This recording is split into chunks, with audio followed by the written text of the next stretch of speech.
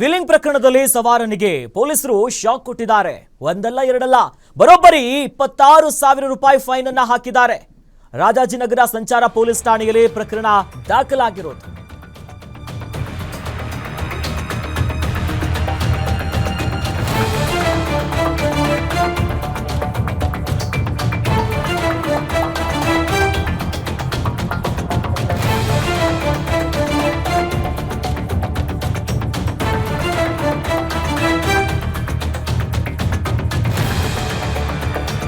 ರೋಡಲ್ಲಿ ವೀಲಿಂಗ್ ಮಾಡಿ ಸಾರ್ವಜನಿಕರಿಗೆ ತೊಂದರೆಯನ್ನ ಕೊಟ್ಟಿದ್ದ ಪ್ರಕರಣಕ್ಕೆ ಸಂಬಂಧಪಟ್ಟಂತೆ ಸದ್ಯ ಕೋರ್ಟ್ ಇಂದ ವಾಹನ ಮಾಲೀಕರಿಗೆ ದಂಡವನ್ನ ವಿಧಿಸಿ ಆದೇಶವನ್ನ ಹೊರಡಿಸಲಾಗಿದೆ.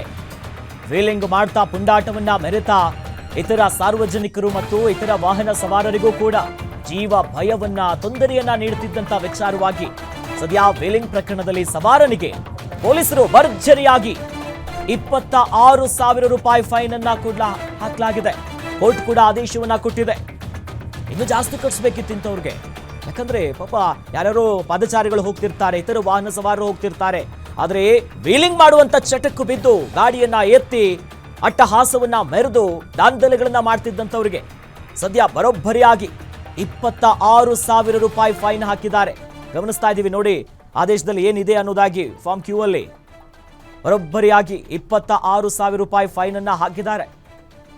ನಡು ರಸ್ತೆಯಲ್ಲಿ ಭಯಾನೇ ಇಲ್ಲದ ಹಾಗೆ ಸಂಚಾರಿ ನಿಯಮಗಳನ್ನ ಗಾಳಿಗೆ ತೂರಿ ತಾವು ಕೂಡ ಗಾಳಿಯಲ್ಲಿ ತೇಲಾಡ್ಕೊಂಡು ಹೋದ ಹಾಗೆ ವೀಲಿಂಗ್ ಮಾಡ್ತಾ ಇದ್ರು.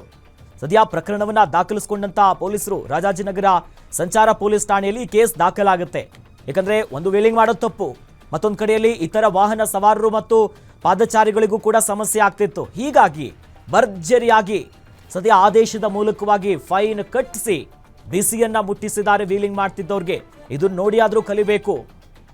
ಇನ್ನಾದ್ರೂ ಕೂಡ ವೀಲಿಂಗ್ ಮಾಡುವಂತ ಪುಂಡಾಟಕ್ಕೆ ಬ್ರೇಕ್ ಹಾಕಿ ಸುಮ್ಮನೆ ಆರಾಮ ಗಾಡಿ ಬಿಡ್ಕೊಂಡು ಹೋಗಬೇಕು. ಏನು ಟ್ರಾಫಿಕ್ ರೂಲ್ಸ್ ಇದೆ ಅದನ್ನು ಫಾಲೋ ಮಾಡಬೇಕು.